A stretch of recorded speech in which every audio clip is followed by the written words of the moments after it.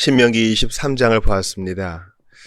거룩한 주의 총에 관한 규정, 진영의 정결에 관한 규정, 그리고 기타 여러 규정들이 신명기 23장에 기록되어 있습니다. 신명기 23장을 얼핏 이렇게 보면은요, 상당히 제한 규정이 많구나, 뭔가 안 되는 게 많구나, 이런 생각을 하실 수도 있습니다. 23장의 첫 번째 절만 봐도 그렇죠. 총회에 참석할 수 없는 자, 이 거룩한 주의 총회니까 다 같이 주님 앞에 회집할 때 자격이 안 되는 자를 얘기하고 있지 않습니까? 아유, 차별인가? 이렇게 생각하실 수도 있겠어요. 누가 참석할 수 없어요? 고환이 터지고 음경이 배인 자, 사생아 안 되고 그의 후손 10대까지 안 되고 암몬 사람, 모압 사람 안 되고 이들은 10대까지뿐만 아니라 그 이후도 영원히 안 되고 그 이유가 출애굽할 때 크게 방해를 했기 때문이고 그러나 이제 에돔 사람은 미워하지 말아라. 에돔과는 에서의 후손이니까 친척 아니냐 그랬고 이 사람은 10대는 아니고 3대째부터는 참석할 수 있다. 이렇게 세세하게 규정을 해놨어요. 거룩한 총회니까 하나님 앞에 예배하는 때고 주님께 은혜를 받는 때인데 야, 신약 성경에 익숙하신 분들은 이상하다. 어제 목사님 설교에서 수고하고 무거운 짐진 자 다 올 수 있다고 했는데 야, 못 오는 사람이 있구나. 어제 주일 설교 때 못 오는 사람 얘기했죠. 하나님 앞에 못 오는 사람. 누가 못 와요? 나는 괜찮습니다. 나는 잘 해냈습니다. 자기 의로 가득한 사람. 저는 뭐 크게 도와주실 거 없고 그냥 전 잘하고 있습니다. 이런 사람들이요. 바리새인과 사두개인 같은 사람. 종교적 열심으로만 가득 차고 그리스도에 대한 의지를 하지 않는 사람은 못 오죠. 근데 본문은 그런 게 아니잖아요. 어떤 신체적인 것들, 태생적인 것들. 아니 누가 암몬 사람으로 태어나고 싶겠어요? 누가 모압 족속으로 태어나고 싶겠냐고요. 태어나 보니 에돔 사람이고 태어나 보니 애굽 사람이고 이런 거 아니었겠습니까? 왜 이랬을까? 그 한번 생각을 해봅시다. 진영의 정결에 관한 규정도 그렇습니다. 아직은 이스라엘 사람들이 이제 가나안 정복을 하기 전이죠. 아직까지 텐트 생활을 하고 있어요. 동서남북으로 지파별로 텐트를 치고 성막을 중심으로 진영 생활을 할 때입니다. 근데 진영을 정결하게 해야 된다는 것은 뭐 이해가 되는데 몽정을 얘기해요. 그러니까 여성들이 또 월경을 하는 것처럼 건강한 남성들도 몽정을 하죠. 근데 그런 일이 있으면 하루 종일 진영 밖에 나가 있어야 한대요. 하루 종일이면 24시간인가요? 아니면 해 뜰 때부터 해질 때까지인가요? 어찌됐건 짧은 시간은 아니죠. 그 다음에 들어와서 있을 수 있는 것은 이제 목욕을 해야 된다. 그런 규정도 있고요. 대소연 볼 때는 구덩이를 파야 된다. 그리고 끝난 다음에 묻어야 된다. 왜냐하면 진영이 거룩하게 유지되어야 하기 때문이다. 거룩하게 유지된다. 이런 의미가 있나? 만약에 주님이 그 진영을 두루 다니시다가 묻지 않은 대소변을 보게 되면 떠나실 수도 있다. 그러니까 신약 성경에 익숙하신 분들에게는 상당히 생경한 구절이 아닐 수 없어요. 그러나 우리에게는요, 성경을 편식할 권리가 없어요. 모든 성경은 하나님의 영광을 위한 것이고 우리 주의 백성들의 교훈을 위한 것이기 때문에 우리 한번 계속 살펴보자고요. 여러 규정들을 보면은요, 좀이 도망 나온 것을 보고 그가 도피해 오면은 다시 원주인에게로 돌려보내지 말아라. 얼마나 고생했으면 왔겠느냐. 잡아가지고 돌려보내면 그 노예는 죽을 수도 있다. 이런 겁니다. 그러니까 인간 존중에 대한 것이죠. 또 성소 창기 안 된다. 이거 다 우상 숭배하는 나라들의 풍습이니 따라하지도 말고 그 돈은 더러운 것이니 예물로도 받지 말아라 하는 것이죠. 동족들끼리 이스라엘 백성들끼리는 이자 받지 말고 빌려주어라. 그러나 외국인에게는 예외다. 이런 것입니다. 또 21절 이하는 서원에 대한 거죠. 참 오늘날에도 중요한 맥락이 있어요. 하나님 앞에 함부로 입을 놀리지 마라. 그분은 하늘에 계시고 모든 것을 아시는 분 아니냐. 다 감동이 있을 때는 뭐 하겠다 해놓고 책임지지 않는 거라면 차라리 안 하는 게 낫다. 그러나 했다면 즉시 반드시 지켜내야 된다. 또 24절 이하는 예수님도 직접 시행하신 것이죠. 배고프고 가난하면 남의 포도원이나 곡식밭을 지나다가 먹을 수 있지만 그걸 따서는 안 된다. 수확해서는 안 된다. 그릇 가지고 가서, 낫 가지고 가서. 그런 겁니다. 이러한 상세한 규정들을 주신 목적이 있어요.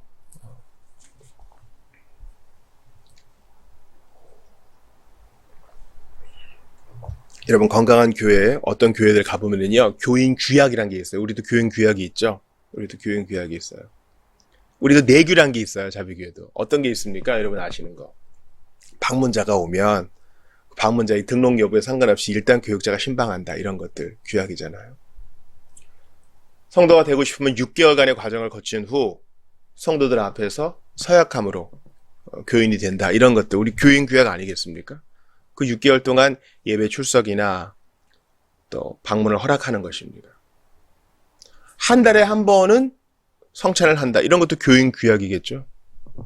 중요한 결정은 교육자 혼자 하지 않고 등록 교인들과의 협의를 통해서 결정한다. 이런 것도 교인 규약이겠고요. 어떤 분들이 물어볼 수 있어요. 그런 거 성경에 없잖아요. 그렇죠. 그렇게 물어볼 수 있죠. 그럼 성경이 있어요. 왜 성경에 없는 거 하세요? 그냥 다 사랑으로 하라. 그럼 되잖아요. 뭐 유치하게 그런 걸 다 정합니까? 성령 안에서 자유롭게 하면 되는 것이지. 근데 여러분 이런 규약이 필요한 이유, 이러한 규정들이 필요한 이유 왜 그런지 아세요? 우리가 아직 육체 안에 있기 때문에. 우리가 지난 시간에 살펴본 것처럼 주님은요. 우리의 죄와 정욕을 아직 완전히 없애지 않으셨어요.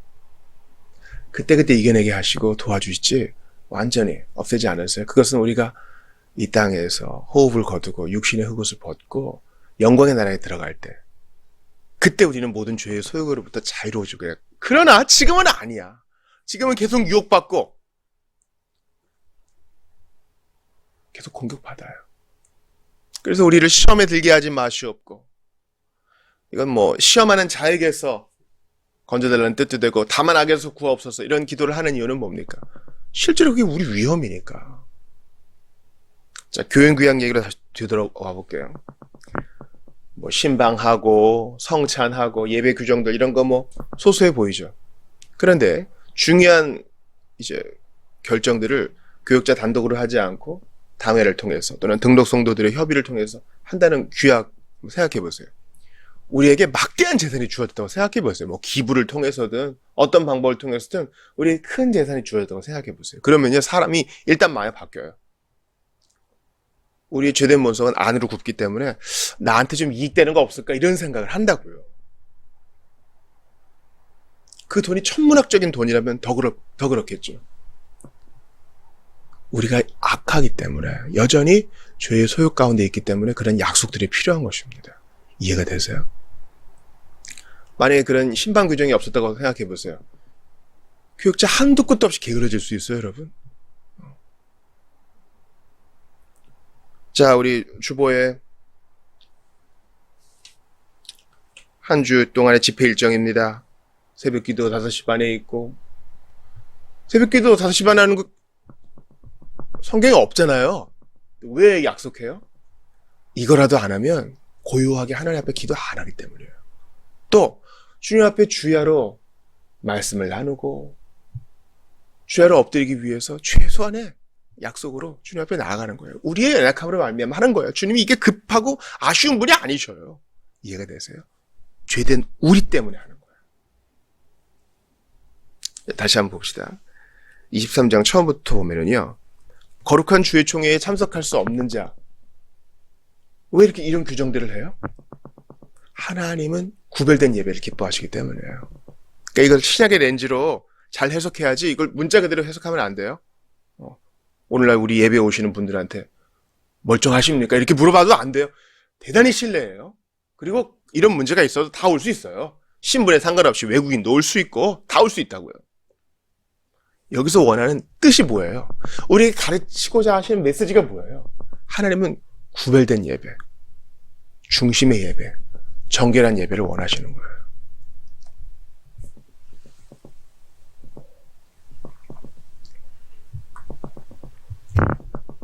암몬 사람, 모압 사람, 또 애굽 사람, 이들이 뜻하는 것은 무엇입니까?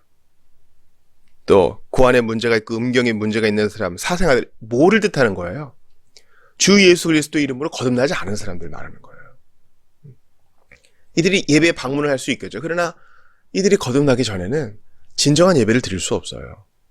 그러므로 이들이 참된 이스라엘 사람이 돼야 되겠죠. 즉 주의 복음을 듣고 회개하고 믿고 돌아와 정말 거룩한 주의 총회에 참석할 수 있는 자격을 얻어야 되겠죠. 그 자격이란 바로 수고하고 무거운 짐진 자임을 깨닫고 어린 양의 피로 씻음받아 하나님의 자녀가 되는 것입니다.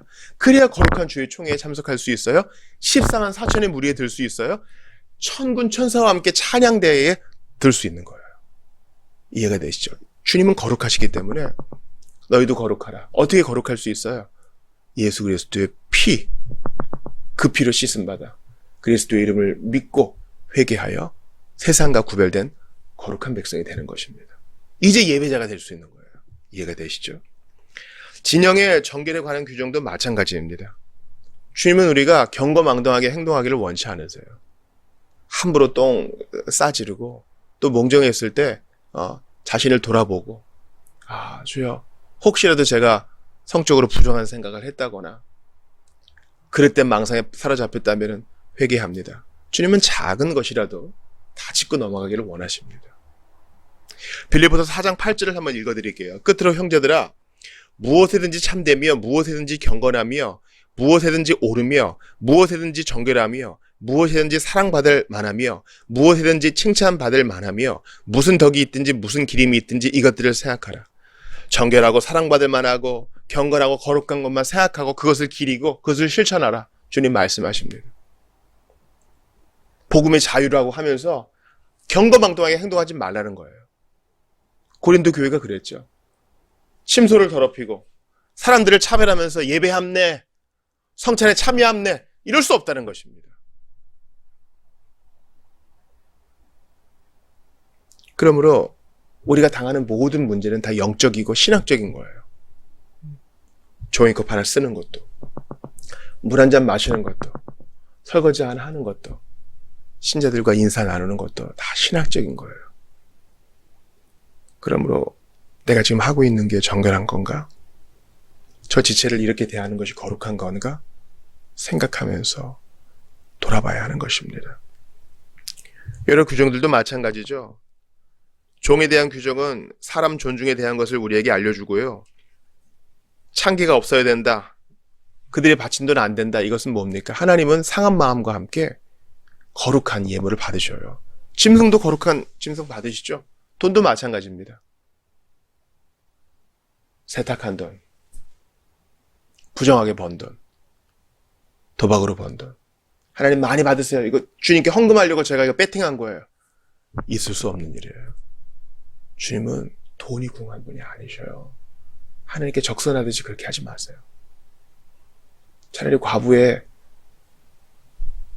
동전 몇 개가 하나님을 더 기쁘시게 하는 거예요. 주님은 상한 마음 받으셔. 또 동족인 이스라엘에게 이자를 받지 말라는 것도 마찬가지예요. 성도들끼리 서로 사랑하라는 거죠. 외인들, 외국인들한테는 이자를 받으라 이런 말은 뭡니까? 밖에 사람들에게 하는 사랑보다는 먼저 신자들끼리 서로 사랑해야 되지 않겠느냐? 착한 일을 하되 먼저 믿음의 가족들에게 먼저 하라고 하지 않았습니까? 우리 믿음의 식구들이 경도사를 겪는데 어찌 무시하겠어요. 슬픈 일을 당할 때 위로해야 되고 1차적으로 우리 믿음의 식구들에게 해야 되죠. 서원도 마찬가지입니다. 우리가 목금 대요령다 배우고 있는데 기도할 때 상당히 조심해야 된다 그랬죠. 말을 많이 하는 게 중요한 게 아니라 진중하게. 그래서 주기도를 배우잖아요. 그러나 주님께 감동받은 것이 있어서 서원했다면 지켜내는 게 책임 있는 사람의 모습이죠. 여러분, 애들은요, 말해놓고 입 싹 닦아요. 철이 없을 땐 그럴 수 있어. 그러나 어른이 되어서 그래서는 안 되죠. 이 말 한마디 때문에 정치인들이 곤혹을 치르는 거 아닙니까? 요즘 다 기록되는 세상이잖아요. 신자들 말할 것도 없는 거죠. 그러니까 주님 앞에 기도할 때 정말 조심해야 되고 서원했을 때는 지켜내야 되고 잘못된 서원이야 뭐 물을 수 있겠으나 하나님 앞에 진중하게 한 것은 진실하게 지켜내야 된다는 겁니다. 배가 고프고 그래서 포도원에서 곡식밭에서 열매와 곡식을 먹는 것에 대해서도 마찬가지입니다. 환대 공동체가 되고 사람 귀히 여기는 공동체가 돼야 된다는 것입니다. 부족하지만은 우리 AA 모임을 위해서 우리 교회가 하는 조그마한 것들이 있어요. 뭐 커피 내려드리고 간식들 준비해드리고 또 쾌적하게 냉난방을 조절해드리고 이런 것들은 뭐 어디 말하기도 부끄러운 거지만 사람 존중의 한 방법입니다. 무조건 예수 믿으라 들이대는 것이 아니라 사람으로 존중해드리고 인사하고 이런 것들 말이에요. 이게 하나님 백성에게 있어야 되는 모습이겠죠. 사랑하는 여러분, 다시 한번 빌립보서 4장 8절 말씀을 기억해 주세요. 끝으로 형제들아 무엇이든지 참되며 무엇이든지 경건하며 무엇이든지 옳으며 무엇이든지 정결하며 무엇이든지 사랑받을 만하며 무엇이든지 칭찬받을 만하며 무슨 덕이 있든지 무슨 기림이 있든지 이것들을 생각하라. 하나님은 거룩하신 분이기 때문에 우리 역시 거룩하게 나아가야 됩니다. 바울이 지금 빌립보서 4장 8절 말씀 감옥에서 쓰는 거예요. 여러분 감옥 갇혀보셨어요? 그러면 아마 무엇이든지 칭찬받을 만한 일 생각하기 힘들걸요? 자괴감에 빠지고 원망에 빠지고 서러움에 빠지고 그런 거예요. 바울이 뭐라 그래요? 로마에 딱 입성했을 때 그때 받아주던 그리스도인들 지금은 없다 그러잖아요. 서럽고 아쉽고 화도 나고 그러나 신자는 거룩하신 하나님 앞에 무엇이든지 칭찬받을 만하고 무엇이든지 옳고 정결한 것만 생각하고 그렇게 나아가야 됩니다. 성령께서 그런 힘을 주세요. 이게 옳지 않다는 감각을 주세요. 작은 것도 그냥 허투루 넘기지 않게 하시고 주님 앞에 해결을 보고 건너가게 하세요. 기억하세요. 참된 그리스도인은 디테일에 강한 사람이에요. 예수 그리스도는 우리를 정결한 백성 삼으시기 위하여 십자가에서 피 흘려 죽으셨습니다. 그러므로 모든 것을 오늘 규정 나온 것처럼 모든 것을 복음의 렌즈로 해석하시면서 하나님이 거룩하게 받으실 만한가 생각하면서 분별하며 나아가는 여러분들 되실 수 있기를 주의 이름으로 축원합니다. 단지 나 구원받았네 노래만 하는 것이 아니라 범사에 이런 것들을 생각하며 분별하며 주의 지혜를 구하며 나아가는 모든 이들에게 하나님의 힘과 능력 함께 하시기를 주의 이름으로 축원합니다.